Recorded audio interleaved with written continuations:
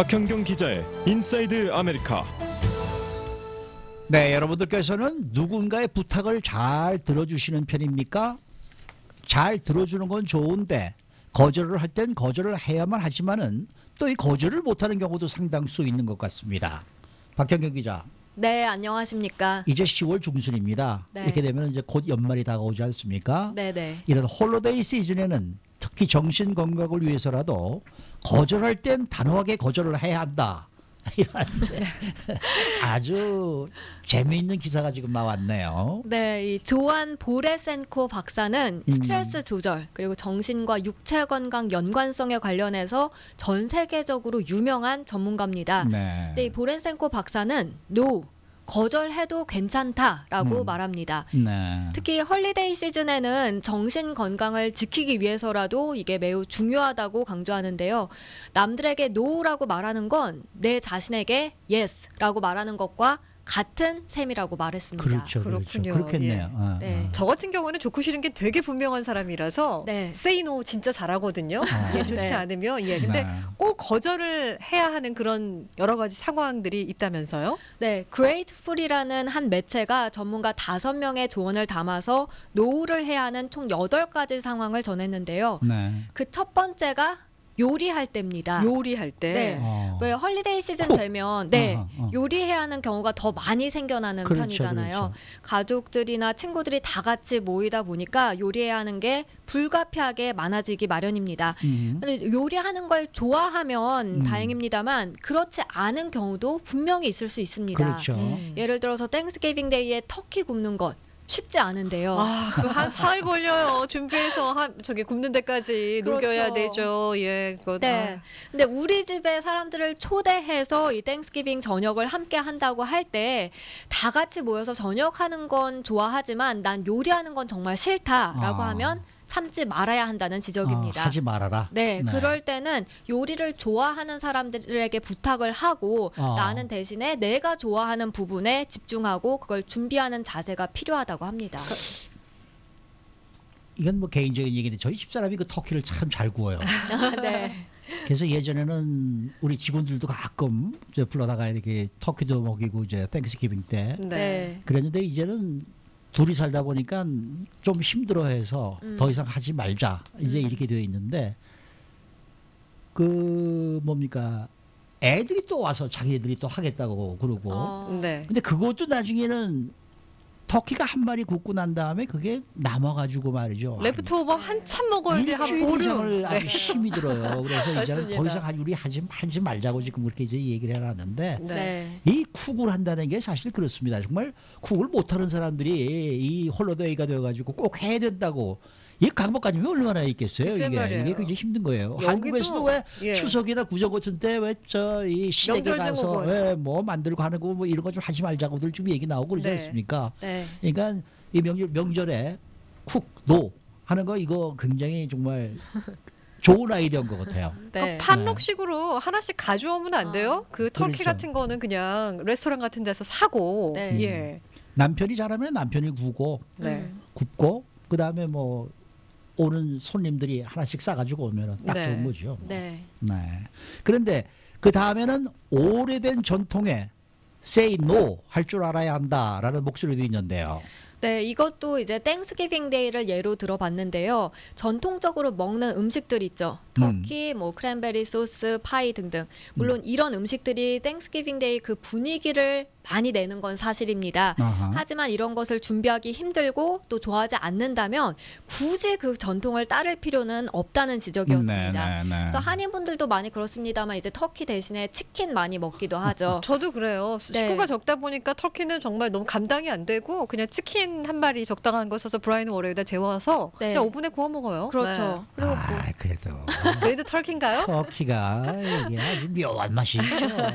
네. 네. 그리고 또 파이도 자신이 좋아하는 것으로 대체할 수 있는 거고요. 그렇게 가족 모두가 다 같이 모이는 것도 물론 헐리데이 시즌 전통입니다만 만약 못 가는 상황이 된다면 say no 할 줄 알아야 한다고 전문가들은 강조했습니다. 네. 네, 네. 자, 그리고 그 다음에는 정말 중요한 부분인데 그 할러데이 시즌이 되면 다이어트 결심했다가 와장창 무너지시는 분들 굉장히 많이 계시잖아요. 뭐 저도 예외는 아닌데요. 여기에서도 거절을 아주 잘 할 줄 알아야 된다면서요. 네, 그렇습니다. 그 전에 이제 짐에 가서 운동 많이 하고 먹고 싶은 것도 많이 다 참아서 다이어트를 했는데 연말 연시가 되면 다이어트 하는 게 쉽지 않습니다. 특히 주변에서 그렇게 먹어도 괜찮다 많이 부추기기도 하는데요.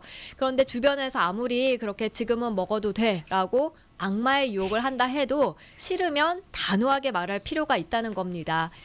나는 지금 글루텐을 먹지 않는다. 뭐 유제품을 먹지 않는다. 아하. 다이어트 중이다. 그래서 이건 먹으면 안 된다. 안 먹겠다. 이렇게 얘기를 하고요. 아하. 특히 이게 내 건강과 직접적으로 연관이 있다면 더욱 강하게 단호하게 거절할 필요가 있다는 지적이었습니다. 이거 쉽지 않을 거예요, 여담인데요. 그죠? 예전에 많이 찌잖아요. 막 저는 그렇죠. 5파운드씩 찌거든요. 맞습니다. 많이 먹으면. 그래서 열심히 그 전전주까지 5파운드를 빼요. 원래 파운드에서. 아. 예. 그러면 이제 먹어도 예전에 그 그냥 몸무게가 유지가 되니까 독하게 운동을 해서 빼고 먹고 뭐 이렇게 했었어요. 네. 왜 이러고 살아야 되나?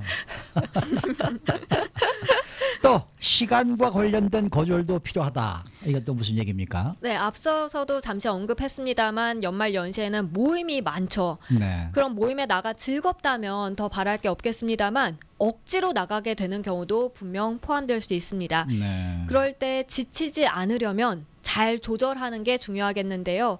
모임 대신 원한다면 뭐 나는 산책을 하고 배드를 하고 심지어는 넷플릭스를 보면서 내 시간을 확보하라는 조언입니다. 이 조언 되게 좋은 거예요. 왜냐하면 내가 가기 싫은 모임에 가는 것처럼 고문이 없어요. 그렇죠. 예, 차라리 혼자 집에서 시간을 보내는 게 훨씬 더 능률적이고 효과적이죠. 근데 좀 살벌하지 않아요? 지금 하시는 이 얘기들이 이게 뭐 다 맞긴 맞는 얘기들인데 네. 야 이거 인간관계가 이거 어떻게 될까 이런 생각이 좀 들기도 합니다. 뭐 중용이 뭐 중요하긴 하겠지만요. 네. 그리고 또 모임에서 뭔가 이렇게 대화를 하다 보면은 내가 절대로 말하기 싫은 주제가 나올 때가 있단 말이에요. 네, 예. 네. 이럴 때도 우리가 거절할 줄 알아야겠죠. 네, 대화하기 싫은 주제에 억지로 대답하면서 기분 상하기보단 난 이런 대화하기 싫다라고 단호하게 말하라고 했습니다. 이건 특히 가족들 사이에서도 마찬가지입니다. 그래서 한국에서 작년 추석 무렵에 많은 젊은 층들에게 꽤 인기 있던 칼럼이 하나 있었습니다. 네. 명절마다 친척들이 던지는 해묵은 질문에 대응하는 방법이 적혀 있었는데요. 누가 뭘 물어보면 뭐 저 그거 얘기하기 싫어요. 그만 좀 얘기해요. 이렇게 사실 대답하기는 어렵잖아요. 네. 그래서 되묻는 방법을 쓰라는 것이었습니다. 아하. 예를 들어서 결혼 언제 하냐라고 물으면 곧 하겠죠라고 얼버무리기보단 결혼이란 무엇인가 되물어보라고 했습니다. 그리고 거기에 꼬리에 꼬리를 물어서 계속해서 되묻는 방법인데요. 네. 이게 현실적으로 가능한 대응 방법인지 모르겠지만 많은 젊은 층들이 그 칼럼을 읽는 것만으로도 통쾌했다고 합니다. 아무튼 자주 받는 그런 귀찮은 질문에 참신한 대답 몇 가지쯤은 준비해두는 것이 좋겠습니다. 이런 것도 있었어요. 혹시 보셨는지 모르겠는데 뭐 결혼 언제 할 거야, 취업 언제 할 거야 그런 질문을 하면 네. 얼마를 줘야 된다고 붙여놨대요 집에다가. 뭐 결혼 언제 할 거야 물으면 $300 줘야 되고, 예 취업 언제 할 거야 물어보면 뭐 $500 줘야 되고, 아이를 언제 낳을 거야 물어보면 또 얼마를 줘야 되고 이런 식으로 해서 아예 그냥 원천봉쇄를 했다는 그런 글도 있더라고요 보니까. 네. 제가 매년 아마 저 새해 초만 되면 우리 박경영 기자한테 여쭤볼 거예요. 올해는 결혼해야지. 결혼이란 올해는 무엇입니까? 라고 네. 되묻겠습니다. 이제 앞으로는 그런 걸 묻지 말아야 되겠네요. 돈 받으세요. 네. 자, 이 홀리데이 시즌에 시간과 함께 많이 쓰는 게 돈입니다. 그런데 이 돈 지출하는 것에도 아주 단호함이 필요하다는 소식이네요. 네, 땡스기빙 데이부터 뭐 크리스마스 연초까지 소비가 많이 늘어나는 편입니다. 그렇죠. 카드도 사서 써야 하고요. 선물도 준비해야 하죠. 요리할 땐 음식도 사야 하죠.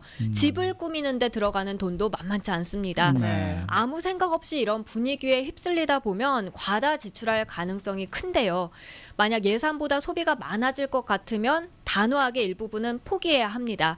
선물해줄 사람들을 당초 생각했던 것보다 추려야 하기도 하겠고요. 아니면 좀 더 저렴한 선물을 고려해야 합니다. 그렇군요. 네. 그리고 당장 대답하는 거를 좀 조심해야 된다 이런 얘기도 있는데 그건 어떤 내용이에요? 네, 앞서 전해드린 것과 좀 겹치는 부분이 있긴 한데요. 예를 들어 누군가 이 모임에 참석해달라라고 요청했을 때 곧바로 답을 하지 말라는 겁니다. 일단 스케줄 확인하고 대답해 주겠다라고 얘기하는 거죠. 그래서 내가 정말 나가도 좋은 건지 충분히 생각한 다음에 만약 아니다 싶으면 못 간다고 말해야 한다는 겁니다. 네. 여기서 키는 내가 홀리데이 시즌을 얼마나 즐길 수 있느냐가 아니라 내 자신을 얼마나 돌보고 지켜줄 수 있느냐라고 합니다. 이야, 그거 아주 명언이네요. 그러니까요. 네. 내가 홀리데이 시즌을 얼마나 즐길 수 있느냐가 아니라 내 자신을 얼마나 돌보고 지켜줄 수 있느냐. 네. 네. 그러니까 뭐 나밖에 없다는 얘기네요. 가끔 부모님들이 그런 말씀 하시잖아요. 인생 짧다. 하고 싶은 거 하면서 살아라. 네. 예, 그런 말씀 네. 하시는데 자기를 정말 돌볼 필요도 있는 것 같아요. 남과 네. 잘 어울리는 것도 중요하겠지만 너무 스트레스 받으면은 그게 연휴 끝나고 난 다음에 신년까지 이어진단 맞아요. 말이에요. 네. 예. 제가 마지막으로 여쭤볼게요. 박 기자님 내년에는 결혼하셔야죠. 여기 한 분 있으셨어요. 오늘도 흥미로운 주제이네요. 역시 박 기자님. 아, 감사합니다. 이렇게 쓰셨어요. 네. 수고 많으셨습니다. 네, 고맙습니다. 박현경 기자였습니다.